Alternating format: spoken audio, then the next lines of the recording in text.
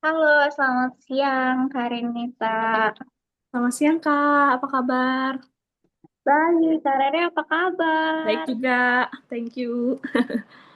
Gimana sekarang? Udah lagi di Indonesia lagi ya? Iya, betul Kak, betul. Lagi Indonesia. Bentar lagi berangkat lagi. Jadi Kak Rere ini tadinya au pair di Belanda, betul ya? Betul, betul banget Terus Kak. sekarang mau melanjutkan untuk au pair ke Belgia. Ya, betul, Belgium. Oke.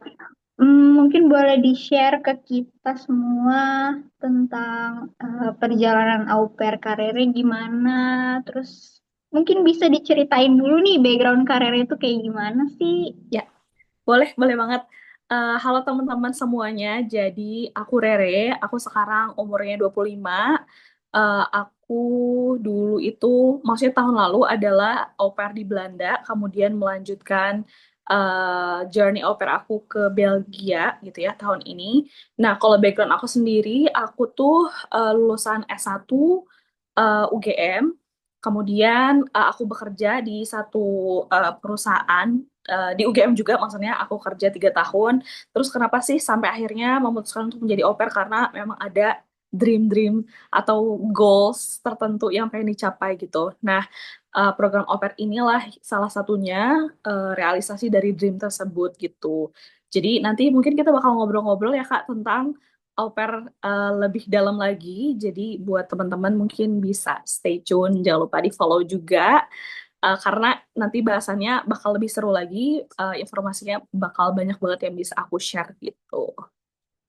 Oke, betul banget. Jadi di sini nanti bukan cuma share tentang perjalanan au pair dari karirnya aja, tapi nanti karirnya juga bakal ngejelasin programnya itu apa, visa yang digunakan itu apa, sampai ke culture shock karirnya tinggal di Belanda kemarin. Yes, betul.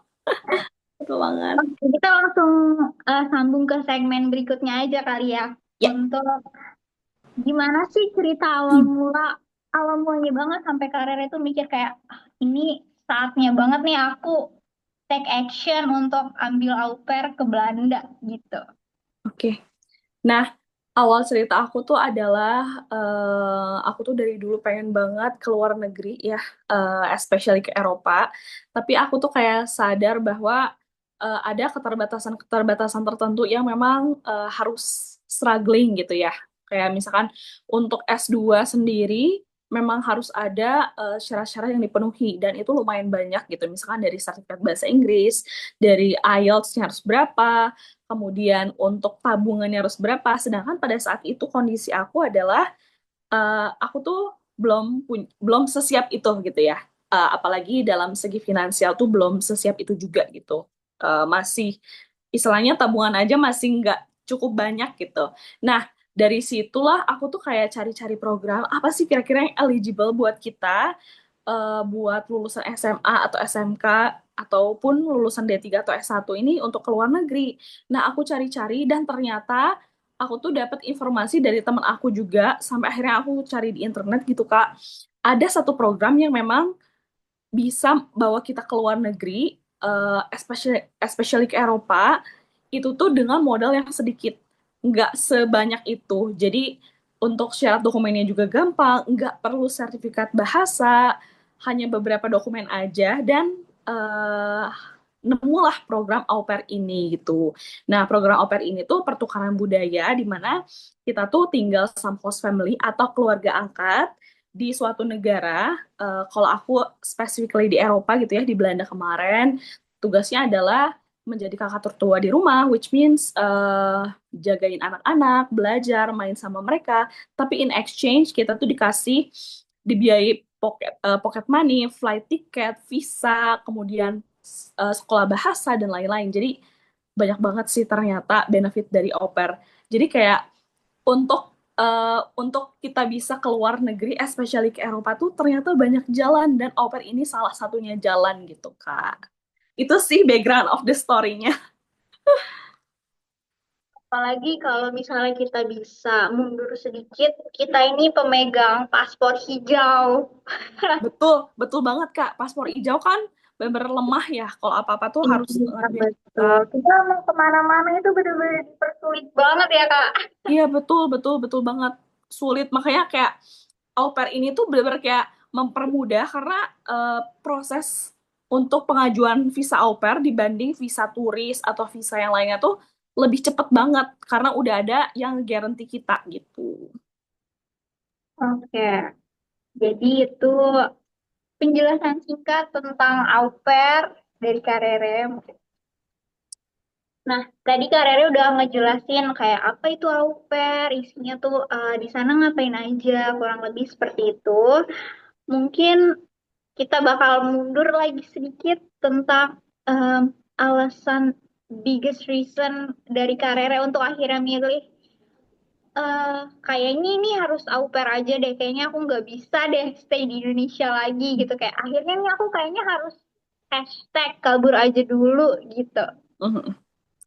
Oke, jadi alasan the main goals-nya adalah karena memang pengen, of course, pengen dapat uang lebih banyak gitu ya in the future gitu. Karena jujur 1 euro ini kan sama dengan 18.000 lebih, hampir 19.000. Jadi kalau misalkan untuk sekarang kan bener kayak harga apapun mahal ya Kak di Indonesia. Bener-bener kayak untuk tanah, untuk properti segala macam tuh mahal banget. Dan sekarang rasanya aku sebagai Gen Z itu mikir kayak bisa nggak ya beli rumah buat masa depan dengan gaji di Indonesia kayak gini gitu. Jadilah aku tuh ya cari-cari program itu. Nah, kenapa au pair? Karena menurut aku au pair ini oke banget Kak untuk jadi batu loncatan gitu. Walaupun memang belum punya gaji, tapi jenjang karirnya tuh ada gitu loh. Jadi main goals-nya adalah aku pengen kuliah dan juga kalau kuliah di luar negeri kan memang nantinya punya graduate visa. Jadi kita punya visa student nih nanti bisa ganti visa student, terus graduate visa. Graduate visa itu bisa 1 tahun. Nah, itu adalah waktu di mana aku bisa cari kerja, Kak. Makanya kayak kalau misalkan lulusan luar itu biasanya chance-nya lebih banyak dibanding kalau kita apply dari Indonesia. Mungkin itu sih main main goals aku jadi kayak inline dari kuliah nanti dapat kerja terus juga punya income yang istilahnya lumayan untuk nantinya investasi di Indonesia karena pada akhirnya juga pengen menghabiskan masa tua di Indonesia tapi of course dengan financial freedom gitu loh Kak jadi nggak ada isu finansial lagi seperti itu. Iya bener banget, apalagi sekarang harga kalau kita udah lihat harga tanah seberapa, Betul, tinggi bunga bank itu kayak gimana, betul betul ya? banget, betul banget Kak. Dan emang sekarang kan cari kerja tuh bener-bener susah banget gitu. Jadi kayak wah Gitu. struggle gitu. Makanya kayak au pair ini program yang worth it untuk dicoba. Oke, betul betul. Nah, sekarang mungkin Kak Rere bisa jelasin nih. em, Kalau setahu aku itu kalau au pair itu kan di sana sudah ada eh, apa ya bahasanya? Sudah ada yang ngatur ya Kak, karena itu tidak bisa langsung ke directly ke perorangannya. Betul nggak? Iya Kak, jadi sebenarnya memang dari satu pihak ke pihak lain, misalkan dari aku ke host family. Cuma memang tiap negara itu punya regulasi yang berbeda. Misalkan Belanda itu kita harus ada agensi di sana. Jadi agensi ini di bawah pemerintah yang nantinya ngurus semua dokumen, semua kegiatan au pair tuh dipantau sama agensi gitu Kak. Tapi pada dasarnya ini kesepakatan perorangan. Jadi aku dengan host family seperti itu. Oke, coba mungkin Kak Rere bisa diceritain dong nih ke kita rutinitas sehari-hari di sana Kak Rere sebagai em, orang Indonesia yang ngejalanin au pair di Belanda itu ngapain aja sih sehari-hari dari pagi sampai malam? Oke, oke, jadi kegiatan aku sehari-hari sebagai au pair Indonesia di Belanda itu yang pertama dari pagi nih, karena aku tuh jadi setiap host family atau setiap keluarga angkat tuh punya rutinitas yang berbeda dan juga memang it depends on family occupation sama kondisi anak-anaknya tuh seperti apa. Nah kebetulan kalau aku di Belanda ini aku tuh handle eh, anak umur 4 tahun dan juga 8 bulan gitu pada saat aku datang. Jadi masih ada babynya. Jadi pada saat aku ke sana tuh masih baby 8 bulan, aku taking care of them gitu dari bangun tidur, getting them ready to the school and daycare, kemudian nyiapin sarapan, terus kantor mereka ke sekolah, ke daycare juga. Tapi aku punya break time. Nah, break time-nya tuh digunakan apa sih? Bisa yang pertama melakukan household chores, light, very light. Jadi kayak misalkan unload sama loading dishwasher aja, kayak cuci piring. Tapi kalau di Eropa tuh udah ada mesinnya gitu, jadi gampang banget, Kak. Kemudian yang kedua, biasanya aku ngerjain PR sekolah bahasa aku. Jadi kan au pair ini dapat sekolah bahasa disekolahin. Nah, aku biasanya sekolah bahasanya tuh hari Kamis jam setengah 6 sampai jam setengah 9 malam gitu. Nah, biasanya tuh banyak PR, Kak, karena ngejar pemadatan materi gitu. Nah, aku juga belajar bahasa Belanda di sekolah bahasa itu. Jadi, aku banyak listening bahasa Belanda, kemudian mempelajari A1 sih, masih level A1 gitu. Kemudian selain itu, ya udah aku chill aja gitu. Kadang ketemu teman-teman au pair lainnya di city center, kemudian ketemu au pair Indonesia makan bareng gitu. Nanti biasanya jam setengah 3 itu jadwal aku ngejemput adik-adik gitu. Jadi kayak ada break time-nya, aku jemput adik-adik, kemudian aku main sama mereka, ngasih snack karena kan mereka capek ya pulang daycare, pulang sekolah, terus main sama mereka, terus sekitar jam setengah limaan tuh aku preparing dinner. Tapi nah, dinnernya tuh kayak gampang banget gitu kalau misalkan di Eropa itu tergantung family-nya sukanya makanan apa gitu. Nah, kebetulan kalau aku tuh tinggal di keluarga yang multicultural dan juga mereka Dutch, cuma emang apa ya, ada mix Suriname, mix Indonesia, mix Chinese, jadi kayak masih ada Asian-nya gitu. Jadi aku masak sambil mereka biasanya ada screen time-nya sebelum ayah ibunya datang.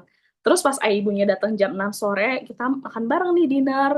Terus kayak ngobrol kayak how was the day with the kids, mereka nakal enggak gitu. Jadi sebenarnya orang tuanya tuh bener kayak mantau banget gimana anak-anak kita nakal nggak sama kamu. Soalnya kayak kalau misalkan nakal atau nggak nurut tuh, mereka tuh biasanya ngasih tahu, you have to listen to Rere gitu.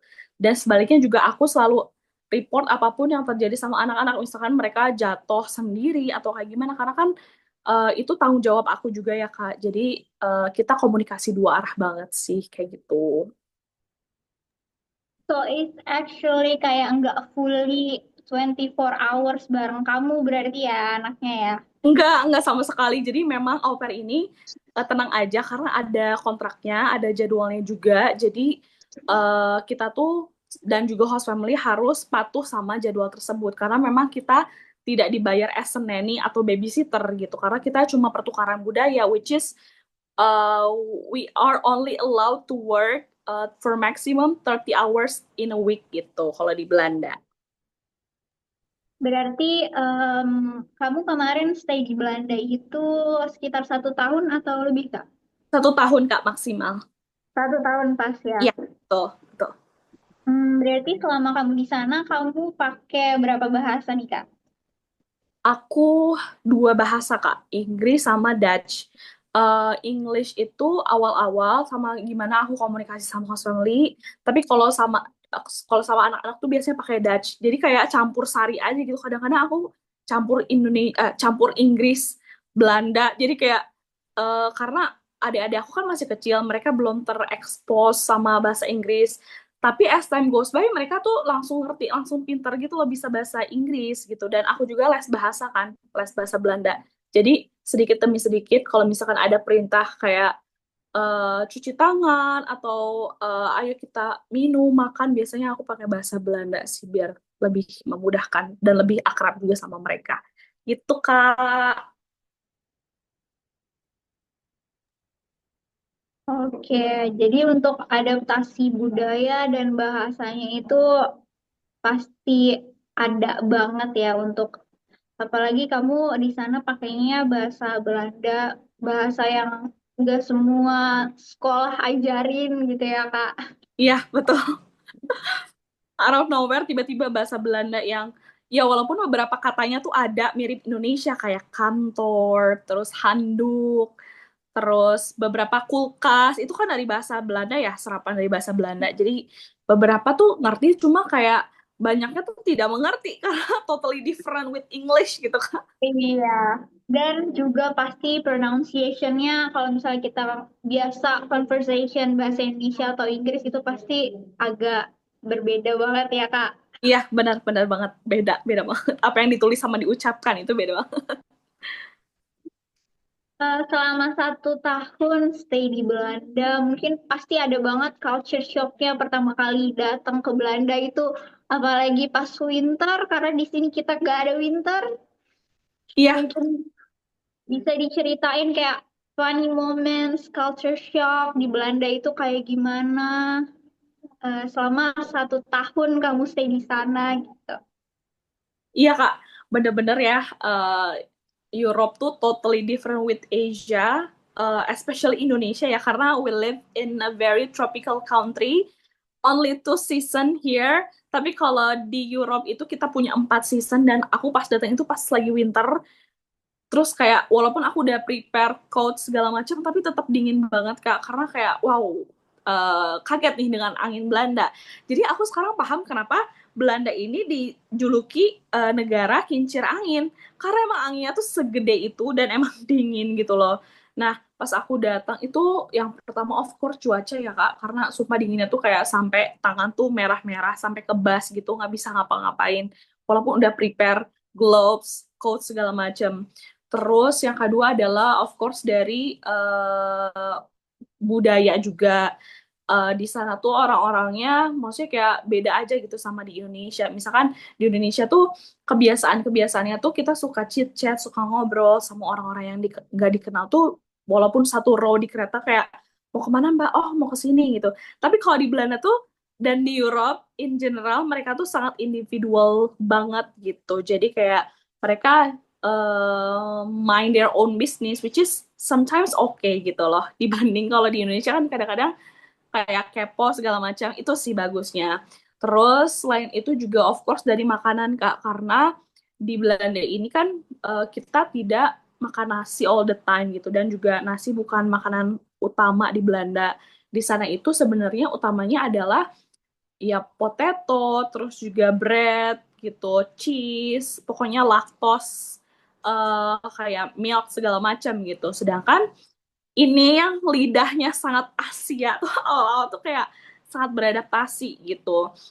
Di sana tuh sarapannya kan kalau biasanya di Indonesia kita sarapannya bubur ya Kak, terus kupat, lontong, terus apalagi ya mie ayam di Jakarta mie ayam.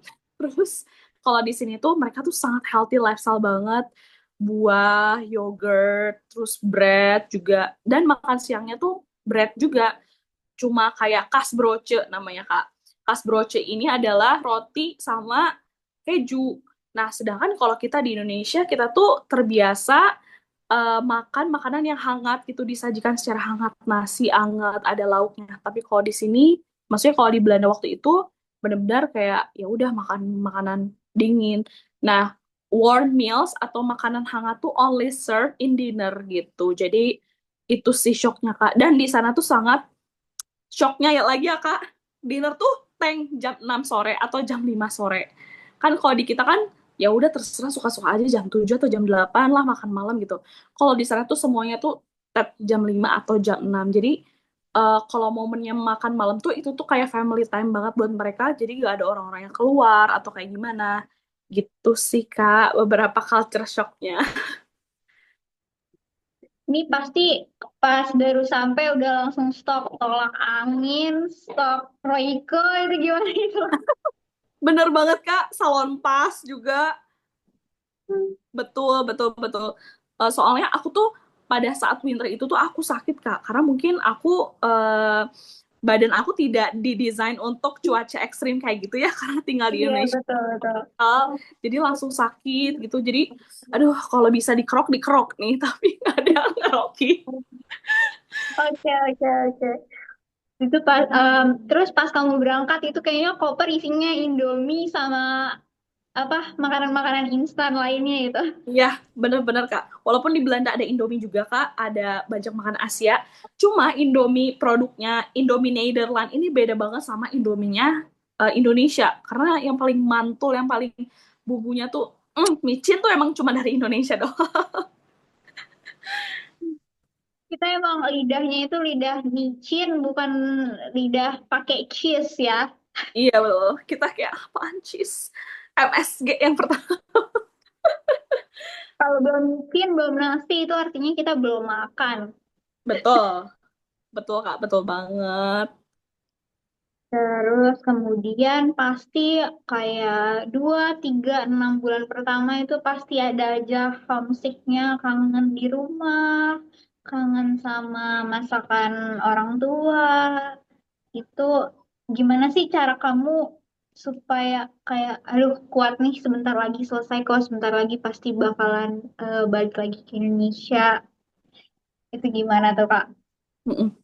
Oke, kalau untuk homesick sih pasti awal-awal ya, apalagi pada saat kita sakit gitu ya. Kan kalau pas kita sakit di Indonesia biasanya ada yang ngobatin, ada yang ngasih makan dari orang tua, kalau enggak perhatian-perhatian dari teman-teman, ngirimin makanan. Tapi kalau di Belanda itu specifically, kalau sakit tuh bener-bener kayak susah banget Kak. Karena apa? Karena kalau di Belanda ini culture-nya semua penyakitnya itu paracetamol adalah obatnya. Jadi gak ada kayak obat spesifik kayak obat flu terus obat batuk karena eh, kebetulan HF ku tuh dokter ya Kak. HF ku tuh bilang kayak oh kalau di sini kita di Belanda nggak punya obat batuk karena obat batuk tuh nggak scientific proven gitu loh.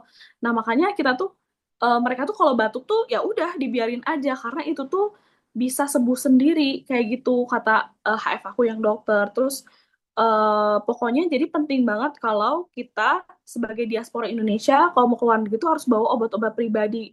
Especially di Indonesia kan banyak banget nih obat asam lambung, obat flu, obat batuk segala macam itu benar-benar harus dibawa karena di sana tuh susah banget, benar-benar kayak cuma paracetamol dan kalaupun mau ke dokter tuh benar-benar kayak birokrasinya panjang banget Kak. Jadi kayak bisa seminggu 2 minggu baru bisa ke dokter beda banget sama di Indonesia.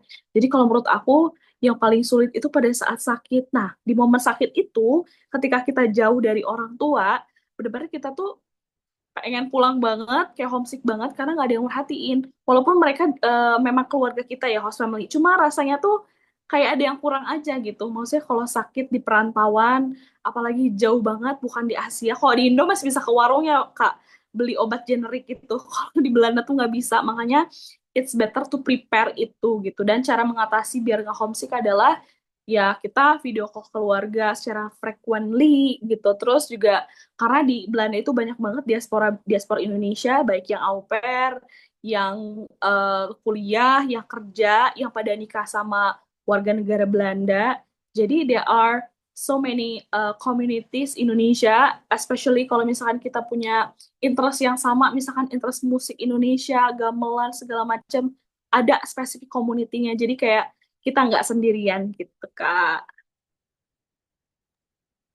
Oh, ini berarti salah satu tips juga nih dari karirnya kalau mau ada yang au pair ke luar negeri, bukan cuma ke Belanda, mungkin bisa dibawa itu omeprazolnya, Betul.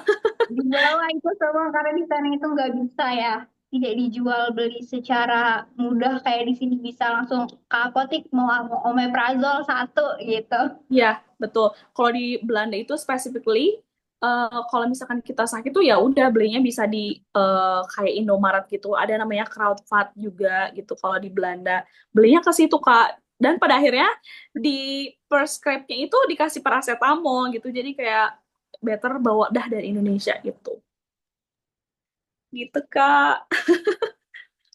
Oke, ini em, suatu perjalanan yang panjang banget pastinya. Pasti ada banget culture shocknya, kangennya sama keluarga.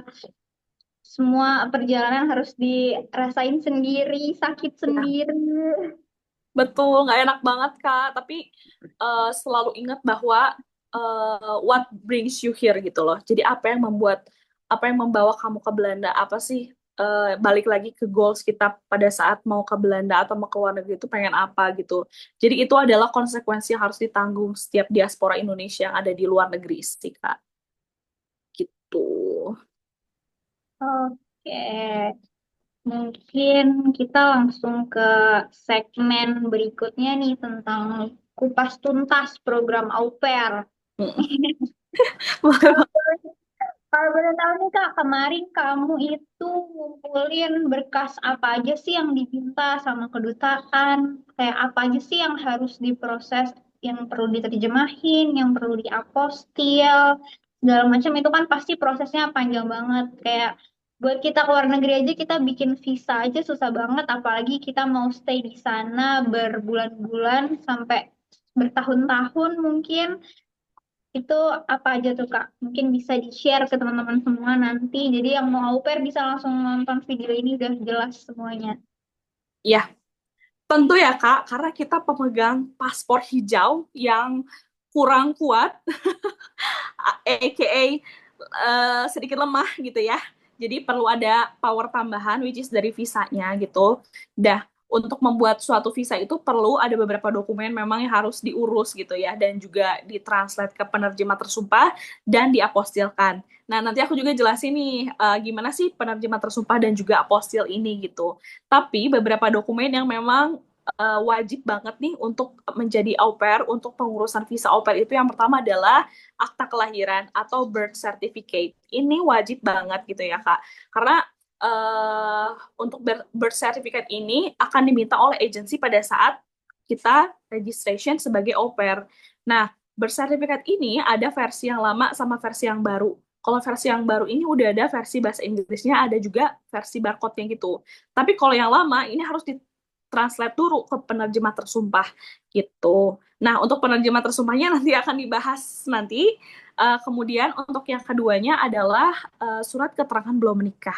Nah, untuk menjadi au pair memang syarat wajibnya adalah belum menikah dan belum punya anak dan belum pernah menikah juga gitu. Jadi untuk yang pernah menikah sayang banget belum bisa jadi au pair, jadi harus cari program lain.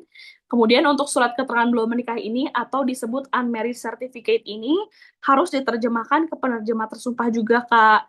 Karena memang harus di bahasa Inggris kan gitu loh biar bisa diterima oleh bagian IND di Belanda gitu, diapostilin juga.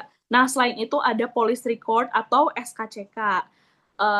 SKCK ini kalau dari Belanda sih, maksudnya kalau untuk pengurusan ke Belanda itu minimal tuh Polda. Jadi waktu itu aku masih bisa ngurusin di Polda gitu ya. Terus setelah itu ada ijazah, dokumennya, ijazah juga harus di bahasa Inggrisin.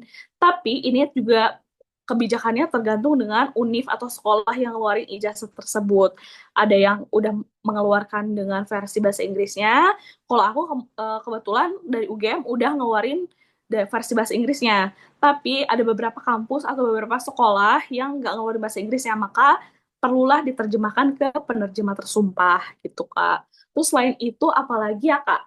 Mungkin motivation letter, terus foto-foto sama anak-anak, foto-foto diri sama hobi-hobi kita, foto sama keluarga.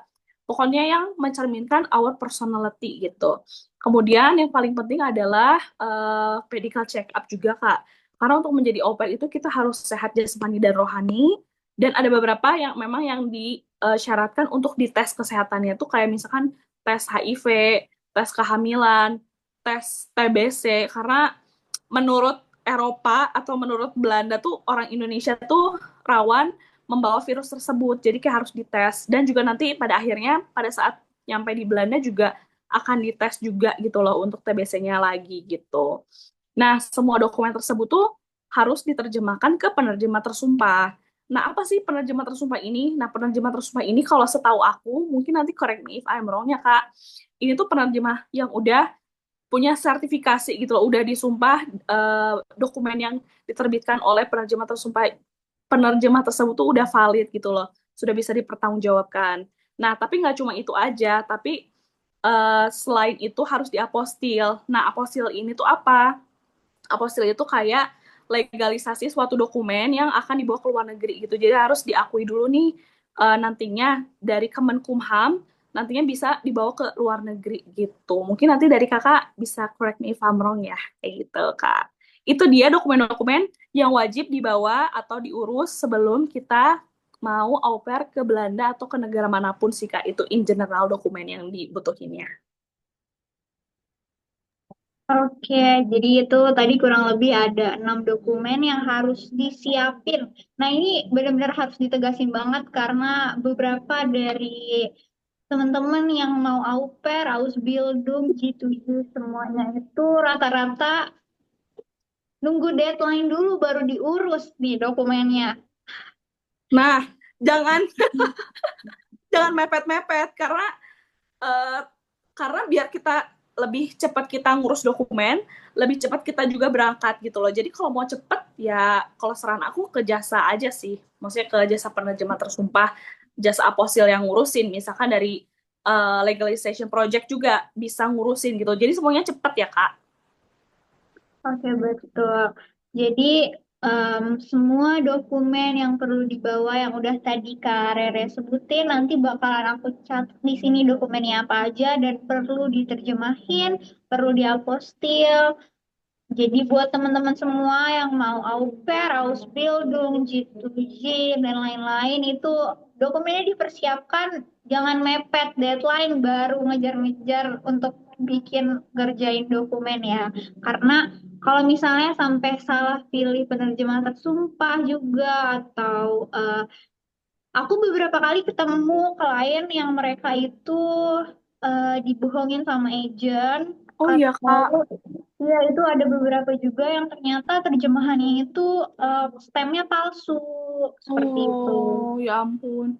Jadi maka dari itu saran dari aku dari karirnya juga mungkin untuk siapin dokumennya itu dari jauh-jauh hari, kemudian juga untuk cari agent-agent ataupun penerjemah tersumpah yang udah jelas dan juga udah pasti terdaftar semuanya, jadi legal dan udah pasti keterima di kedutaan gitu ya teman-teman. Yes, betul banget. Nah, itu yang terpenting guys, makanya harus cari penerjemah tersumpah dan juga kalau misalkan ada jasa apostil ya cari yang trusted gitu loh. Jadi semuanya tuh prosesnya cepat dan biar gak ada terjadi kayak di scam kayak temennya kakak pakai dipalsuin segala itu bener kayak ngehambat proses banget sih kak.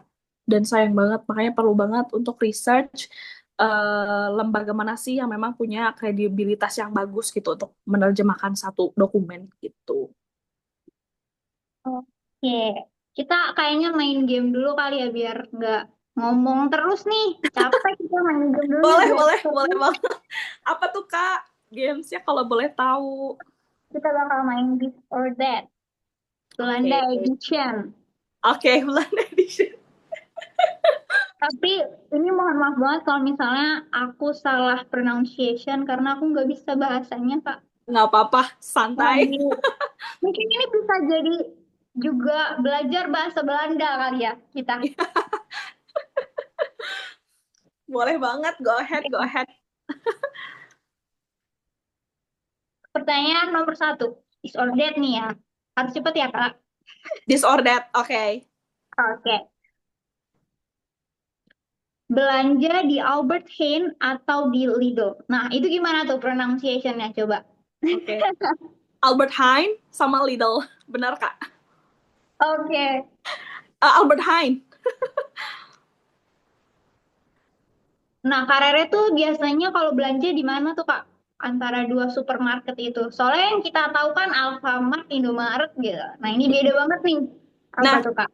nah, kalau Albert Heijn itu kayak Indomaret sama Alfamart bener ada di mana-mana retail yang ada di mana-mana. Even di perumahan juga ada. Tapi kalau Lidl ini lebih besar kayak Superindo gitu, Indogrosir. Ya, tapi lebih murah gitu. Tapi semuanya ada. Jadi aku lebih suka Albert Heijn karena ada di mana-mana reachable. Oke. Nah, ini tadi juga Kak Rere udah ada share nih. Kalau kebiasaan orang Indonesia tuh kita kalau sarapan tuh pasti maunya yang anget-anget yang baru dimasak, bukan yang keluar dari kulkas terus bisa jadi dimakan ya Kak. Betul. Oke. Breakfast with trup waffle or nasi uduk. Ya Allah, it's It's a difficult options. Nasi uduk. Coba dijelasin dulu struk waffle itu apa sih Kak? Bentuknya tuh kayak gimana? Rasanya tuh kayak gimana sih itu? Jadi strop waffle itu kayak waffle yang ditimpa dalamnya tuh ada apa ya namanya? Ada karamelnya. Itu tuh enak banget. Bener kayak apalagi pas lagi anget, pas lagi winter. Biasanya strop waffle tuh ada di mana-mana. Tapi yang paling enak itu yang pernah aku coba di Albert Kuip Market itu di Amsterdam. Itu enak banget. Itu best Itu sih. tuh, Itu bener kayak signature apa ya snack from Netherlands dari Holland gitu. tapi tetap ya juaranya itu yang bermecin bersantan ya. Oh, siaduk for life. Oke. Nah, ini for holiday option, karirnya sendiri Amsterdam or Rotterdam. Amsterdam. Oke. Untuk season, winter or summer? Oh, of course, winter. Aku nggak suka panas. Karena kalau winter ya udah kayak di sini aja ya. Iya, Kak. Dan Sorry kalau kalau summer. iya Kalau sama summer, sama gitu. Tapi kalau winter tuh kita ngeliat salju di Indonesia nggak ada salju. Bener kayak amazed banget Kak pada saat kayak pas salju turun tuh bener ya Allah aku megang salju ini bener kayak seneng banget Kak soalnya di Indo nggak ada. soalnya di Indonesia kalau ada salju itu kayaknya kali-kali di sini susah Kak bersihinnya. Aduh iya lagi. Daerah keluar keluar. Oke, ini last question nih. Jadi pertanyaannya cuma 5. Last question itu adalah kalau weekend, which do you prefer? Stay at home atau strolling around city? Of course, strolling around the city karena in line with au pair vision and mission adalah untuk exchange culture, which is kita harus tahu nih culture sama tempat-tempat yang baru, new places kayak gimana, terus tradisinya ya seperti apa. Jadi setiap minggu tuh au pair tuh mereka pada minggat semua, pada keluar dari rumah, mereka benar-benar kayak ke Amsterdam, ke Rotterdam, ke Utrecht, kemana-mana. Karena mereka pengen tahu apa sih yang ada di sana gitu, apa yang nggak ada di Indonesia, apa sejarah-sejarah yang bisa diulik kayak gitu sih Kak. Aduh, seru banget.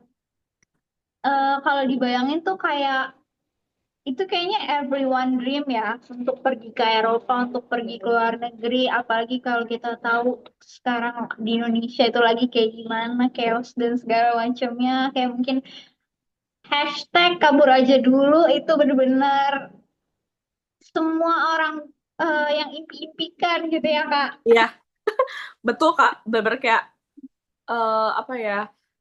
Unreal banget sih. Eropa tuh bener kayak beda banget sama Indonesia. Ya, setiap negara pasti punya plus minusnya ya Kak. Cuma kalau Eropa ini memang tata kotanya lebih bagus, pengelolaan sampahnya orang-orangnya lebih patuh hukum, lebih sadar sampah kayak gimana. Makanya kayak mereka ya takut kena denda karena patuh hukum gitu. Jadi ya udah nggak ada yang macam-macam, nggak ada yang buang sampah sembarangan karena di sana itu setiap rumah tangga tuh punya apa ya pemilahan sampah yang berbeda, sampah kertas, sampah plastik segala macam. Jadi nggak ada tuh sungai tersumbat yang menyebabkan banjir, nggak ada, Banjir yang coklat-coklat itu kayak tuh nggak ada itu di sana. nggak ada Kak. Oke, kita udah mau selesai. Ini sudah di penghujung acara nih kita bisa dibilang. Ah, ya, Padahal mungkin ini kayak bakalan banyak banget yang bisa diceritain, di-share ke teman-teman. Mungkin ya, nanti kita bakal ketemu lagi di lain waktu sama Kak Rere. Kalau Kak Rere udah lagi di Belgia, mungkin nanti ya. kita bikin season jalan-jalan bareng Kak Rere. Aduh seru banget tuh kayaknya tuh. Boleh banget, boleh banget. Nanti aku bisa bawa teman-teman untuk jalan-jalan online di Belgia tuh ada apa aja. Karena kan Belgia ini terkenal dengan coklatnya ya. Jadi nanti mungkin aku bisa ngajak kakak juga jalan-jalan online. Gimana sih pembuatan coklat di Belgia tuh bisa seenak dan seterkenal itu. Oh, oke. Jadi mungkin bisa sekali lagi di-share kayak harapan atau goals Karere, kemudian tips buat temen-temen yang mau au pair ke Belanda, ke Jerman, ke negeri Eropa yang lainnya itu bisa di-share mungkin Kak. Oke, kalau aku boleh share nih ya, ada beberapa hal-hal yang pengen aku bilang ke teman-teman kalau mulai aja dulu gitu. Jadi kayak inline sama hashtag kabur aja dulu, tapi kita juga harus memulai semua. Dan kita harus cari juga program yang memang sesuai dengan kapabilitas kita, dengan kemampuan juga, dengan financial kita tuh program apa sih yang cocok gitu. Nah, salah satunya adalah program au pair ini. Program au pair ini tuh benar-benar kayak worth it, masih reachable, masih manageable, masih affordable gitu loh. Dari segi syarat juga nggak yang berat banget, dari segi dokumen masih bisa diurusin juga, masih gampang kalau misalkan cari masih gampang cari lembaga-lembaga yang bantu untuk translate segala macam. Kemudian dari segi finansial juga nggak yang ngeluarin berpuluh-puluh juta, karena nantinya ada bantuan juga dari host family untuk ngebantu flight ticket, terus juga untuk visanya juga ditanggung gitu. Dan nggak cuma itu aja, program au pair ini tuh worth it karena ini tuh untuk memperkaya pengalaman kita gitu sebagai generasi muda. Karena ini tuh menitik beratkan pada pengalaman, jadinya ini tuh bisa ngasih pengalaman berharga untuk gimana sih rasanya tinggal di luar negeri, di Eropa yang mereka tuh apa ya, sangat liberal gitu, sangat freedom. Jadi everyone itu punya pandangan yang berbeda gitu. Mereka tuh benar-benar kayak menghargai setiap perbedaan gitu, dari mulai perbedaan nationality, terus juga perbedaan warna kulit juga, of course berbeda-beda karena multicultural banget. Terus selain itu juga kita semakin sadar bahwa kita tuh harus respect sama orang gitu, karena pasti rasisme itu pasti ada. Cuma bagaimana sih cara kita menyikapi rasisme, dan how we apa ya, gimana kita eh, belajar memetik dari value dari rasisme tersebut gitu. Jadi kita tuh bakal bisa memposisikan diri dari dua pihak gitu, dari dua, maksudnya dari dua sisi gitu. Nah, selain itu juga au pair ini tuh worth it banget buat kalian mau lanjut program selanjutnya. Misalkan kalau mau ke Jerman, ke program Ausbildung, FS-Shot, BFD, program-program volunteer, itu tuh worth it banget karena selama au pair ini kita tuh disekolahin bahasa sehingga teman-teman bisa naik level bahasanya gitu. Jadi au pair ini tuh bener-bener kayak buat batu loncatan teman-teman untuk meniti karir selanjutnya. Dan gak cuma itu aja, kalau teman-teman ada dream, ada goals untuk kuliah, kayak aku tuh pengen banget lanjut master, dan insya Allah udah ada jalannya, tinggal ngikutin aja alurnya seperti apa, itu tuh possible juga gitu. Jadi gak cuma ngandelin scholarship, karena uh, ada skema sponsorship juga dari host family gitu, especially kalau di Belgium. Jadi tuh au pair ini tuh jadi batu loncatan untuk beberapa pilihan-pilihan karir di masa depan. Mau lanjut ke Jerman, ambil kejuruan dan juga sekolah bahasa kayak Ausbildung, ikut volunteering, atau memang mau kuliah untuk nantinya kerja gitu, dapat graduate visa kayak gitu. Untuk tips and triknya juga, kalau saran aku adalah gali informasi sebanyak-banyaknya.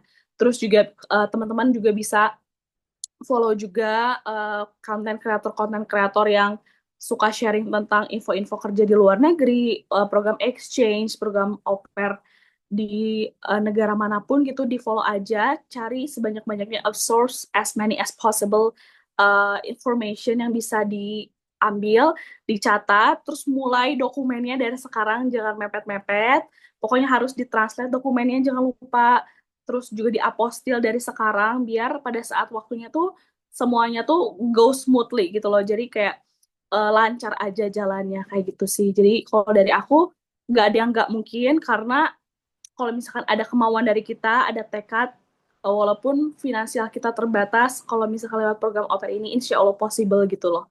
Pasti ada jalan gitu. Selalu ada jalan menuju Roma, dan itu bener-bener kayak nyata adanya. Selalu ada jalan ke Eropa, dan au pair ini adalah salah satu jalannya. Gitu, Kak. Aduh ini keren banget sih. Itu salah satu quotes yang mungkin orang banyak dengar juga kali ya. Pasti selalu ada jalan ke Roma. Betul. Dan memang benar sih, Kak.